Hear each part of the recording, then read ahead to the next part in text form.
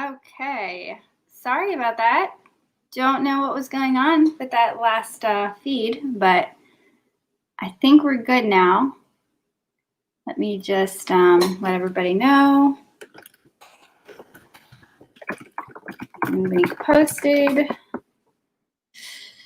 Having some technical difficulties with that last one. I'll wait for you guys to come back in.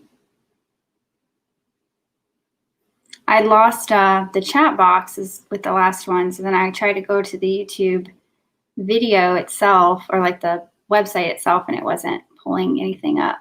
So I think we're good now. Just wait for people to come in. I would play nice music in the background, but then they copyright my videos and they're like, oh, you can't, this can be taken down because of copyright of music. So I'm not playing any music because I haven't figured out like royalty-free music and how to do that yet, but that's okay.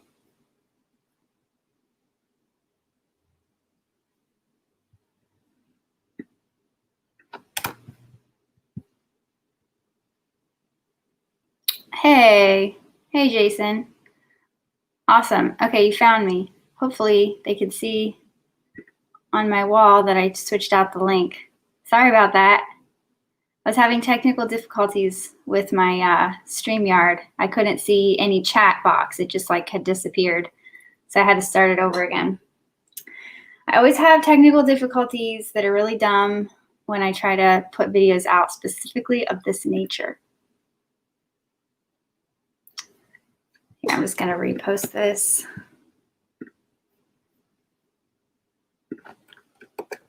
Link.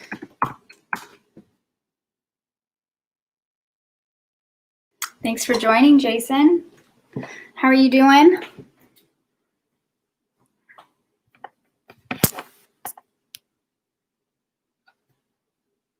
I think you're like the only one on here that is watching this right now. It's just gonna be me and you, Jason. I don't know.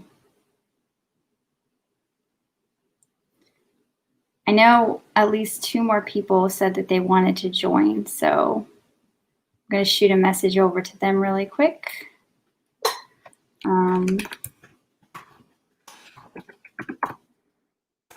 I don't want anybody to miss this that was really wanting to hear it. So.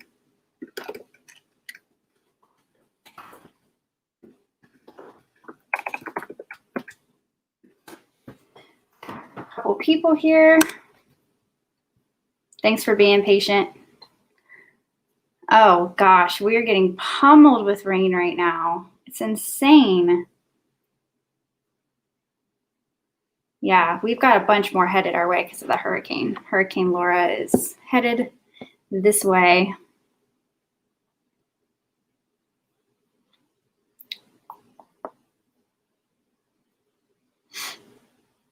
Awesome. Okay, a couple more coming. I had to send them individual messages.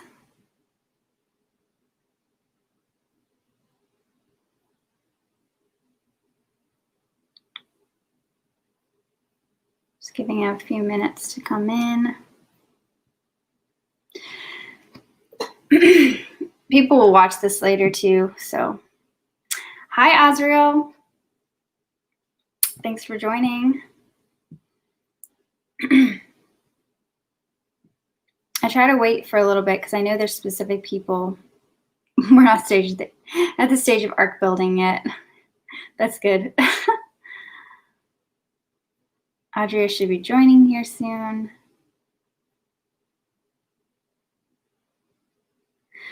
Okay, I'm going to go ahead and get started because everybody that needed to know is there. Okay, so I had a really weird thing happen to me last night that I haven't had happen to me in months. This is a video where I'm going to be very kind of vulnerable about some weak areas that I have, just being human and the fact we all have our weaknesses. And one of them is I think, lactose intolerant, or at least I have a sensitivity to dairy. So last night, my husband made this wonderful meal. It was the first meal that I have had that is hearty and that I was able to get down pretty easily after my miscarriage. And I was thinking like, oh, I'm so glad that I, can have a hearty meal and feed my body and all of this stuff, and everything was going well. And then a couple hours later, I started getting a stomach ache, and I was like, what is going on here? Well, it turned out my husband had put a lot of cheese on this thing. And normally cheese I can eat in small amounts, but he must have like loaded it. And so I was so sick last night.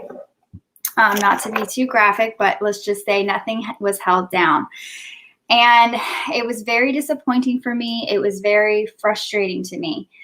But this morning I woke up, I still have a stomach ache. It still hasn't really gone too much away. So I'm making this video kind of in a vulnerable state right now. But the Lord began to speak to me through this very natural event. And I think that it was one of those things where I was just like feeling sorry for myself at that point, of just like, oh, I feel so bad. And I just want to feel better and all this different stuff. But then the Lord was like speaking. So in 2019, early 2019, here's where something really vulnerable comes. There was a very direct call of surrender in my life. The Lord had come to me and spoken to me, and he said, I want your whole life, Rebekah. I want every bit of it, every part of it. And I've never told this story like publicly before, but it was so profound and so direct that you just couldn't deny that it was the Lord's voice. And he said, I don't want this to be something where I take it from you, where I take that surrender from you. I want you to be very, what is the word I'm looking for? Voluntary. I want it to be a voluntary surrender where you are choosing to surrender your whole entire life to me. And now I don't know about you, but if God comes to you and he says, I want your whole entire life for my service, for what I want, you're not really going to say no, right? Actually, I had a choice. I could have said no. I could have said yes. And God was giving me that choice at the moment.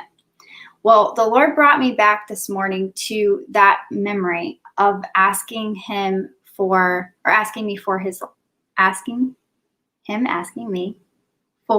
my life in full surrender.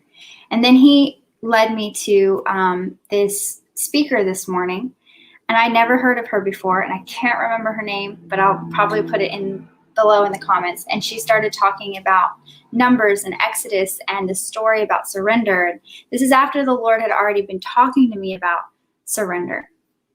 Okay, so there is someone in the Bible who said no to God, and that is Moses in Exodus. And I won't read the whole thing, but in Exodus 4, chapter 4, after God had spoken to him in the bush and had told him, I want you to deliver my people out of Egypt, he had given all of these like questions that sound like excuses of like, well, what if this happens? Well, what if that happens? If, they don't listen to me, what do I do then? And he just kind of kept going back and forth with God. And after God showed him all of these things that he would be able to do because God was going to be with him, being able to do them, right? He says this profound statement. He says, "Oh Lord," this is in verse 10, "I have never been eloquent, neither in the past nor since you have spoken to your servant. I am slow of speech and tongue." And then the Lord said to him, "Who gave man his mouth? Who makes him deaf or mute? Who gives him sight or makes him blind? Is it not I, the Lord? Now go. I will help you speak and will teach you what to say. Now, at this point, you think, oh, things are great. Yeah, God's on my side. Awesome. But he does not respond that way. He says, oh, Lord, please send someone else. Send someone else to do it. And then the Lord's anger burned against Moses and said, what about your brother Aaron the Levite? I know he can speak well. He's already on his way to meet you, and his heart will be glad when he sees you. You shall speak to him and put words in his mouth. I will help both of you speak and will teach you what to do. He will speak to the people for you. It will be as if he were your mouth and as if you were God to him. But take this staff in your hand so you can perform miraculous signs with it. So even though he was very, very hesitant to do this thing that God wanted him to do, God still gave him another avenue to accomplish the work that needed to be done. Now, what does this have to do with me having a sick stomach and losing my dinner? Okay, well, here's what God was speaking. He said, you know how that sour feeling in your stomach that you have right now, that pain in your stomach, that represents all of the things that we hold back from God. We're holding it back. We have it, and we are feeling that that pain and that hurt and that fear and that anxiety and all of those different things. And we are holding those things in. And then God is calling them forth. He's calling them out. And he's saying in this season, in this new era of time and shift, he's been talking to me about this all year long, that this era that we are in right now in America, in the world with COVID and all of that stuff, right, is a new era. It is a new place. It's a new location. We've crossed over from one place to another.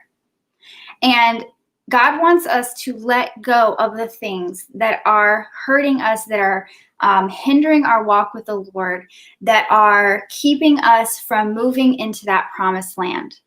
Okay? And so he said that, this is such a weird analogy, but I can understand it. He said that when you let go of all of those things and the Lord wants to pour things out of you, he wants to pour out the gifts and the talents and the things that he has given you that you have held back in the previous time. So last year, the previous years, there's things that we're just kind of sitting with. We're just saying, I'm just going to sit with this. I'm going to sit on it. I'm going to wait. I'm going to pray and ask the Lord to tell me what to do, how to move forward. And so what we do is we get ourselves stuck in this place where we're so afraid to move. We're so afraid to move forward in life and in our gifts and our talents and our ministries. So yesterday, the Lord had given me this message on Joshua. And I shared this in the Healing Place group, which if those of you who are on here don't know what that is, I have a Healing Place community. And sometimes I do some lives in there. I've been doing some lives in there recently. And I will post that in the description below. But I shared a verse that the Lord had reminded me of from Joshua chapter 1, verse 9. Have I not commanded you? Be strong and courageous. Do not be terrified. Do not be discouraged, for the Lord your God will be with you wherever you go. And then the Lord reminded me this morning that Joshua was the one who was going to get to go into the promised land. Why? Because Moses, one, he didn't fully obey. He did not fully surrender. He did not give up his whole life, his whole mouth, right? He said, I'm not eloquent in speech. I'm slow of speech. Now, I can relate to this. I'm autistic. I've never been very good at expressing myself. People say this all the time that they think I do. I think it's a vulnerable place for me. I think it is something that is terrifying to me every time I get on a camera, just be honest with you. And I struggle finding words. I struggle finding the sentences I want. And I see other speakers and I hear them and I'm like, man, they can speak well. Wow, they're making impact with their words. And I don't really feel that way about myself. Maybe that is because I just have a self-esteem issue in that area. I don't know. But I can relate to Moses a lot in this, where he was saying, but Lord, why are you sending me? Why are you having me speak about these things? I'm not eloquent. I'm not able to put words and form sentences together that sound pretty. And he had the anger of the Lord burned against him for saying that no. And the Lord was telling me this morning, we say no to God a lot. And American churches and people in America, God has been calling us out of this old pattern, these old habits, this old life. And when he tugs at that thing that's really, really hard, and I have one too. I have one in my life right now that I'm wrestling with. When he pulls and he tugs at it and he says, just let me have it. I want to take that from you so that I can show you the promised land, so I can show you the other side, so that I can bring you into your fullness of what I've called you to do. If we hold on to that and we say, no, Lord, I'm keeping this. This is my vulnerability. This is my my pain. This is a thing I'm familiar with. This is what I'm comfortable with. We're letting that stop us from giving our full life to the Lord, surrendering our entire life. We hold back those things that we don't want messed with, we don't want touched. And this is what Moses was doing.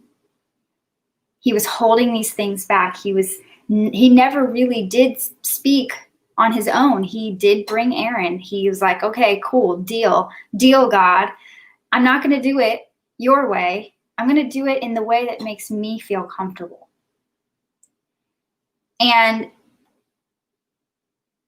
we think that if we just do it the way that we feel comfortable and then God gives us a blessing out of that, or, okay,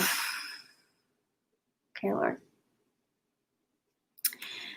We think that if we do it our own way and we hold these things back from the Lord that are in our life, that he's pulling us and telling us to let go and let God,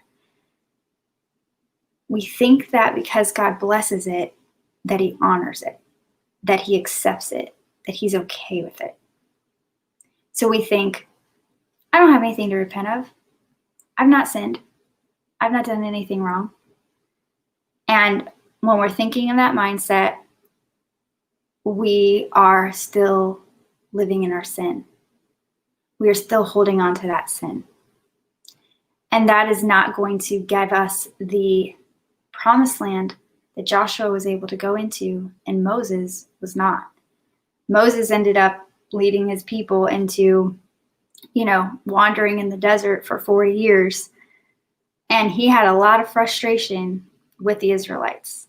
The Israelites often, ironically, were doing the things opposite of what Moses wanted. Ironically, just like how he said no to God, the Israelites said no to him. And he got a taste and feel of what that feels like. But I don't know if he ever really recognized that or realized that, because he was really upset that he couldn't go into the promised land. He was really sad about it, but pretty upset too. So sometimes we get upset with God too. And we're like, what gives, God? What gives? You've given me all these promises and these things like this, and I'm supposed to have them, and I'm a child of God, and I claim them, and all this different stuff. But what gives? Why am I not seeing what I'm wanting to see? What I need to be seeing? Why am I not seeing that promise, right? And when Joshua ended up going into the promised land, it wasn't like he was going into the promised land. I shared this a little bit yesterday in my video in the healing place. It wasn't like he was going into the promised land to just take the land and start living there. He had to drive out all the old, all the bad, all the evil and the enemies and the giants. He had to face them. He had to take what he had learned from that previous life, and he had to use those tools and those weapons to go into the promised land and take it the way that God had told him to do. He did surrender. He did follow. Even when he was a little scared, he had that courage and that bravery. The Lord was giving him that courage and that bravery through saying it 3 times. Be strong and courageous. Do not be terrified. Do not be discouraged. So one of the things with me personally, a miscarriage came from me being obedient to the Lord. That is a personal struggle that I've had in my past, and I finally surrendered that area of my life. And my first initial thought was, wait a minute, I'm being obedient to the Lord. So here's the flip side of it, right? I'm being obedient to the Lord. So why is the giant still there? Why did this happen? And then the Lord reminded me that his ways we can't always understand. And his thoughts are higher than our thoughts. And even when we're following the path God has for us and things just fall apart, even when that happens, he still is God. He's still on the throne. He's still in control. And it doesn't mean that just because a bad thing happened that God is displeased with you or that you did something wrong. So I don't know if this spoke to you, but there are things in our lives that need to go. They need to go. In this next era, in this next however many years, this next decade, God's calling his people closer. He's calling his people to put off the old things, put off the old life that we've lived, and walk into the new creation he's given us. He's created us to be. When we were saved as Christians, we were not to be living that old life. Yeah, there's going to be things in your life that are going to be like, oh, well, that's just how I always am. Maybe you said that before. That's just how I have always been. That's how my family is. That is how I was raised. That's how I was taught. I sense that the Lord is saying, that is not who you are, though. That is not who I called you to be. Those are the former things of life. Those are the old man. Put on the new man. Put on the fruit of the Spirit. Put on the armor of God. These are new things I've given you. Don't take the old things from the old era and bring them into the new era. And take action with the things he has given you that you're recognizing. In this new era, a lot of us are recognizing new gifts, new talents, new abilities, and we have that opportunity to join with God in his will and use those gifts, use those talents, use those abilities, and not say to God, like what Moses said to God, but God, my speech isn't eloquent. I can't speak. I can't speak like this person over here. I can't serve like this person over here. So does that make it invaluable? Or is God calling you to serve like how he called you to serve, how he made you to be able to serve, how he made you be able to speak? I'm speaking this to myself first. As every time that I get on a camera and plug all this stuff in, I'm terrified because I don't want to say something that is going to be, hurtful to people or offensive to people, and the gospel can offend, the word of God can offend, but I also don't want to not say the things that need to be said. And these are ways in which we can let the fear and anxieties of, the world and what's going on in the world stop us from pairing up with the kingdom and what the kingdom's business is.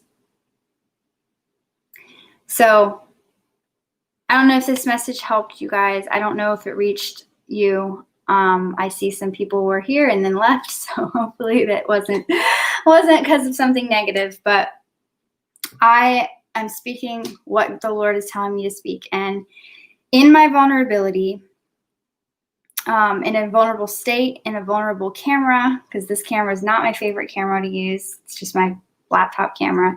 I'm reminded that in those weaknesses, the Lord is strong, and that all of this is to his glory. Everything that comes out of my mouth is to his glory. And it is truth. It is truth to the core. It is the things we need to hear. It's not the things that are going to make us feel good all the time. And that's one of the reasons why I don't like to speak, because sometimes it's like, oh gosh, Lord, why are you giving me that one? Why are you telling me to say that? But I don't want to be Moses. I want to be Joshua. I don't want to be Moses and say, no, Lord, I'm sorry. It has to be on my conditions, on my terms. So I really do hope that you guys resonated with this. If you did, feel free to write down in the comments. Once this video is done, you can still type in the comments. You can type in the comments on Facebook. Let's talk about this. What is the thing in your life that you feel like you've been holding back from God, that you have not wanted to fully surrender to God because you're scared? You're afraid of what's going to happen. You're afraid of what people may think of you. And then what is the thing in your life that God's called you to, the gift that he's given you or talent that is kind of a scary thing to be able to implement? If you were to put that into your life and you were to use that gift, what is that gift? What is the thing that is scary for you? Put those things down in the comment. I will love to read those. And you guys have a great day. Thank you so much for watching. God bless.